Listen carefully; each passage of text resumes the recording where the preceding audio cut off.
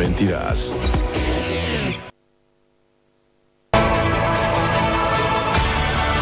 Poco a poco fueron aumentando las cifras y ya se habla en este momento de 507 víctimas fatales en el terremoto de Ecuador de este sábado. Durísimo lo ocurrido, 7.8 grados en la escala de Richter. Progresivamente han ido subiendo las víctimas, más de 1.500 personas desaparecidas. Afortunadamente se producen algunos milagros y se van encontrando sobrevivientes. Es todo muy difícil, es todo muy duro. En el lugar, el ministro Reymi Ferreira, él tiene una experiencia que muy pocos tienen en este minuto en Bolivia.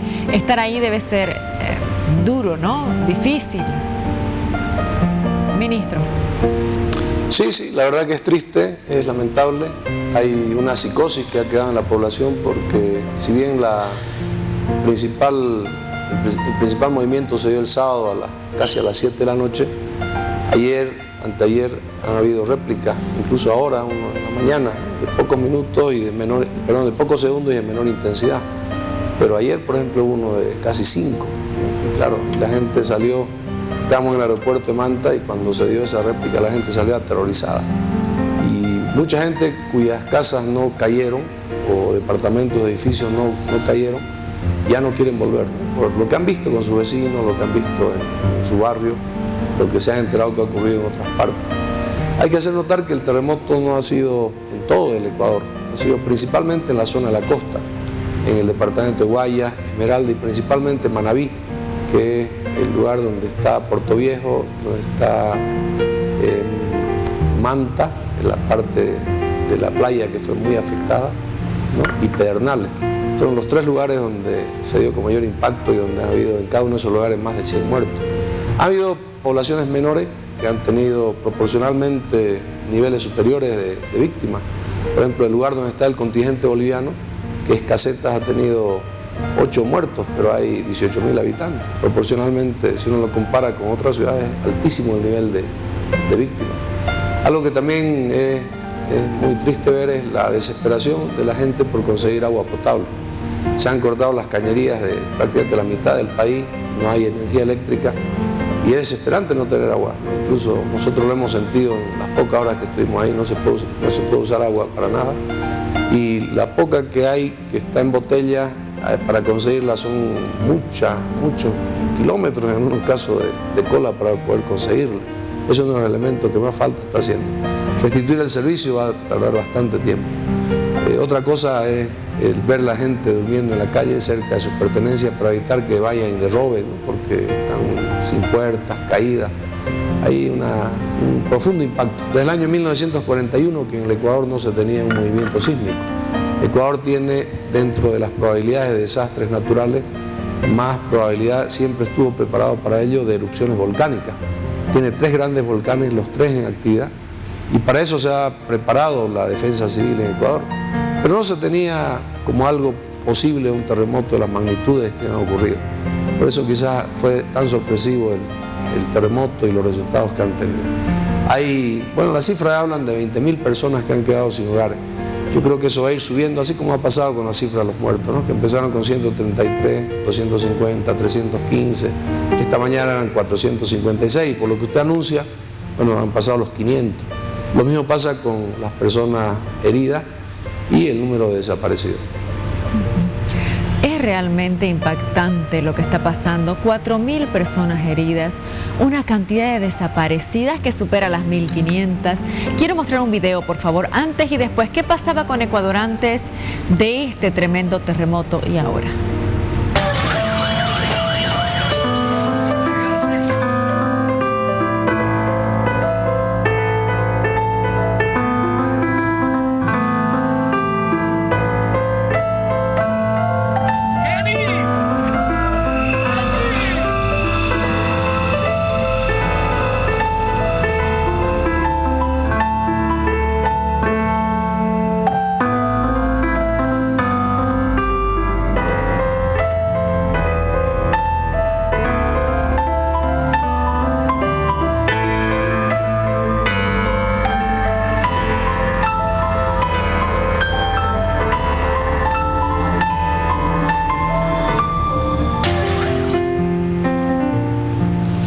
Imágenes que son realmente duras, durísimo, ¿no? O sea, esa experiencia de usted, ministro, lo que usted nos cuenta, por ejemplo, no es lo mismo que uno lee, que la gente está ahí desesperada por agua, durmiendo en la calle para que no les roben sus cosas. La tristeza, la desesperación, pena, dolor, impotencia, todo mezclado. Así es, y en algunos casos ha habido momentos en algunas localidades de inseguridad, ¿no? Los comerciantes por seguridad cerraron sus puertas y es ahí donde estaban el agua para vender. Y muchos han abierto a la fuerza y han empezado saqueos. Eso ha ocurrido en algunas localidades.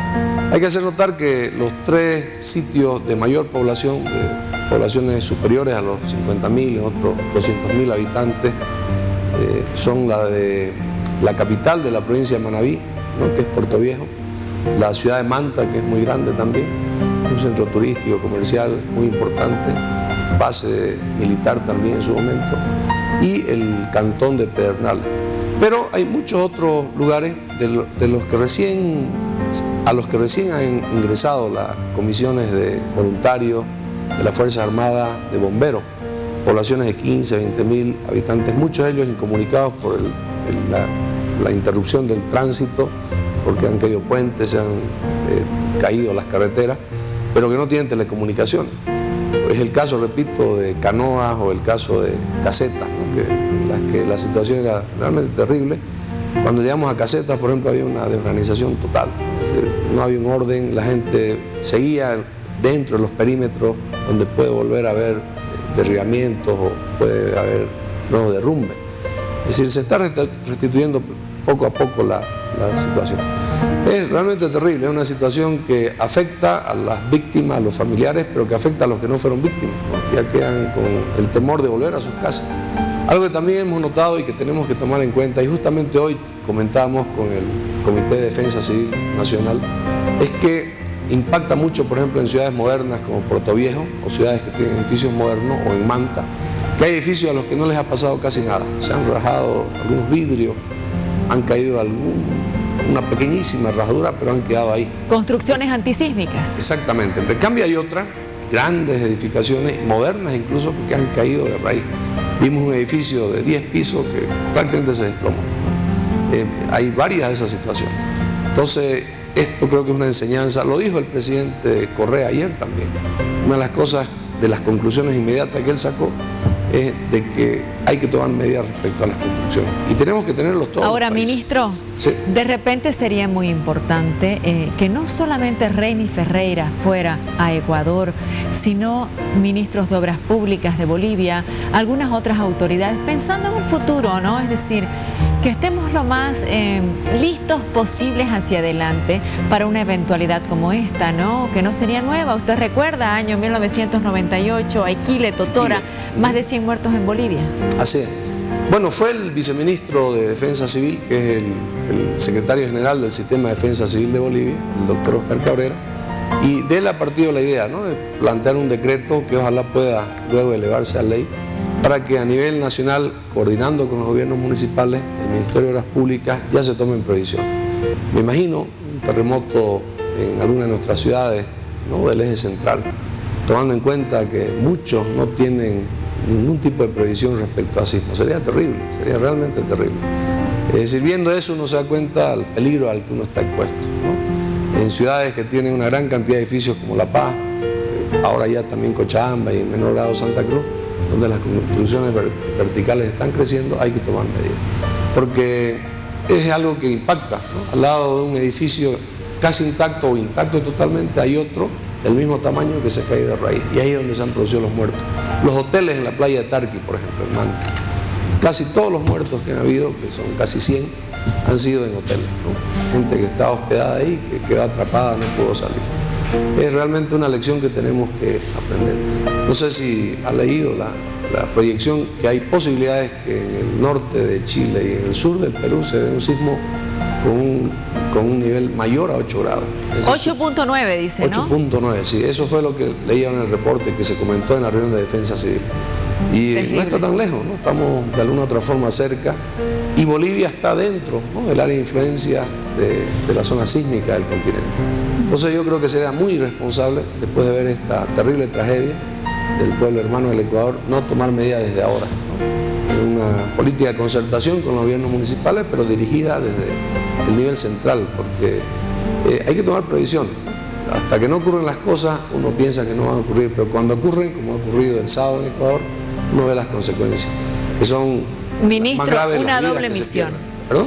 Doble misión del ministro de Defensa entonces. La primera, llevar la ayuda de Bolivia, la solidaridad del país. Y la segunda, traer enseñanzas, ¿no? Claro, yo creo que no hay que viajar, ¿no? Usted, las imágenes que muestra creo que son elocuentes. Quizás el estar ahí le permite a usted sentirlo, vivirlo, padecer 24 horas sin poder lavarse las manos, porque no hay cómo conseguir agua, ¿no? Es decir, y ver cómo la gente sufre porque no tiene alimento y principalmente agua. El agua es... Uno la da por hecho mientras abre el grifo y está, pero cuando no está uno realmente siente el valor del agua. Porque si bien hay ríos, son aguas no necesariamente limpias ni fáciles de obtener, ¿no? Ni fáciles de obtener. Entonces uno le da valor a las cosas con las que hoy cuenta y da por hecho que siempre van a estar ahí. Sí, vamos a recordar algunas imágenes, de repente ya no están en la retina de muchos, de repente muchos no habían nacido. Año 1998. Miren, mayo, 22 de mayo, temblaron poblaciones de Bolivia, Aiquile y Totora. Más de 100 muertos en ese momento. Y hoy estamos viendo lo que le pasa al Ecuador. Y es justo, es correcto, es oportuno, es inteligente tomar medidas, prepararnos, como dice el ministro Reymi Ferreira. Edificaciones nuevas se vinieron abajo, edificaciones más antiguas soportaron, porque depende cómo se construye. Y eso es algo que podemos mejorar en Bolivia. Estas son imágenes de lo que pasó en el año 1998 en Bolivia.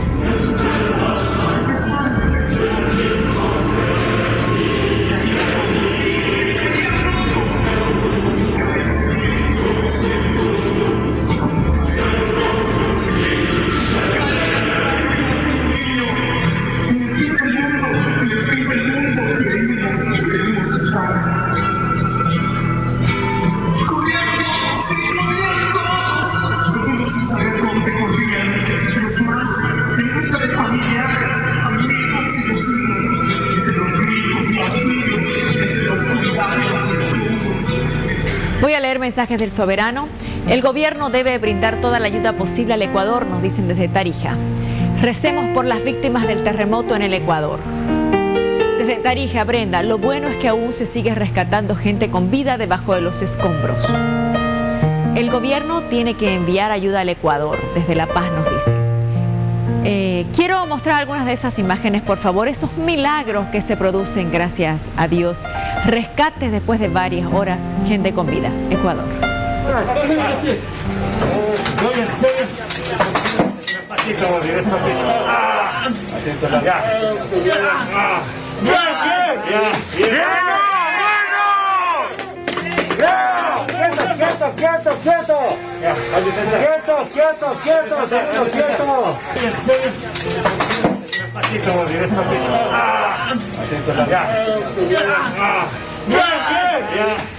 Uno de los rescates milagrosos.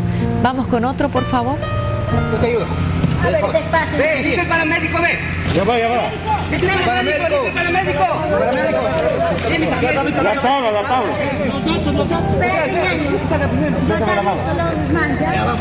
Tranquila, quédate acostada, no te levantes, no te levantes. Quédate acostada, no te levantes, no te levantes. No te levantes, no te levantes. Tranquila, tranquila, mamita, tranquila ahí. Una tablita, Ñaño. tabla y collarín, tabla y collarín. Ñaño. Dime, dime. Aquí abajo hay 4. Paramédico. Paramédico. Paramédico. La tabla, la tabla. Yo te solo más, ¿ya? Tranquila, quédate acostada, no te levantes, no te levantes. Quédate acostada. Después de 20 horas habían rescatado a esta persona. Vamos a mostrar ahora lo que hizo Bolivia, la ayuda que llevó el ministro Reymi Ferreira, y él se lo explica al país. Ministro, lo escuchamos. Se va a prestar la ayuda humanitaria y con 47 efectivos de las Fuerzas Armadas y del Grupo SAR.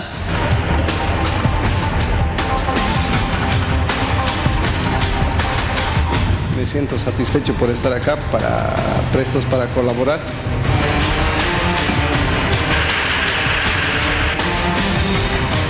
especializados para lo que se llama búsqueda y descarte bajo escombro, estructuras colapsadas, y además traemos también canes adiestrados.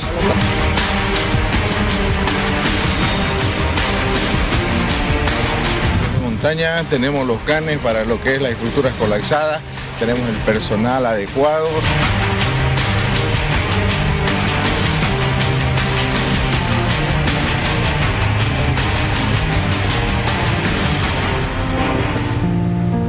Bueno, ministro, cuéntele al país, por favor, ¿qué se llevó? Bueno, la instrucción inmediata del presidente desde el Vaticano, incluso antes de llegar al país, cuando se enteraron de los sucesos, fue la inmediata organización de un equipo de apoyo. Se consultó con las autoridades del Ecuador y ellos decían que antes que otra cosa necesitaban especialistas en rescate, porque claro, la primera acción en una eventualidad de esta es tratar de rescatar a las personas, porque hay hasta 8 días después del evento en la que las estadísticas demuestran estar vivos. Por eso se privilegió un equipo de 52 en realidad, de ese 47 en realidad se plegaron luego más, de rescatistas del SAR, de la Fuerza Aérea y del equipo de satinadores del Ejército y 3 perros especializados en la búsqueda de personas. Además se llevó 5 toneladas de agua potable y medicamentos que dio el Ministerio de Salud. En coordinación con el Ministerio del Interior del Ecuador, ya allá en la ciudad de Manta, se nos dio la responsabilidad de trabajar en la zona de Calceta, porque ya tanto en Puerto Viejo como en Pedernales, así como en Manta, estaban los equipos nacionales, pero también estaban ya brigadistas de otros países. Luego, esta mañana se ha trasladado parte del equipo a Canoas, una localidad que está a 80 kilómetros de Calceta, y se está trabajando en edificios colapsados, tratando de identificar y ubicar personas que pudieran estar con vida en primera instancia. El presidente ha instruido que para mañana en la noche pueda se ha autorizado otro vuelo que va a llevar, en este caso ya 10 toneladas de agua potable, alimento seco, y lo que pueda recaudar la Embajada del Ecuador en Bolivia. Aquí en la ciudad de La Paz está en la sede de la embajada recibiéndose alimento seco, agua, medicamentos, y en la ciudad de Santa Cruz en el consulado. Todo ese material que se recaude nos hemos comprometido con la Fuerza Aérea a poder transportarlo en el viaje que se va a hacer el día de mañana al Ecuador, que ya está autorizado y que estamos en este momento viendo los requerimientos y llevarlo con la mayor cantidad posible de ayuda a la hermana República del Ecuador. Últimos mensajes para cerrar. Claudia, es una pena que todo esto esté pasando. Recemos para que puedan recuperarse pronto y para que no pase esto en Bolivia. Desde La Paz, Jimena, ¿qué tan segura es la posibilidad de que Bolivia sufra un terremoto? Pregunta. Ministro, sobre esto para cerrar, por favor. ¿Posibilidad de terremoto en Bolivia? ¿Cuáles son? ¿Se va a hacer un estudio? ¿Hay algo definido o nada? Conversamos con un experto peruano que estaba en Manta y él nos decía que es normal que hayan temblores y que habría que preocuparse en aquellas áreas de influencia de la zona sísmica que nunca han tenido temblores, porque luego vienen con mucha intensidad. El reacomodo de las plaquetas dice que se da a veces de forma pausada, si quiere usted, sin mayor trauma. Pero cuando eso no ocurre puede haber una concentración y me dio varios ejemplos.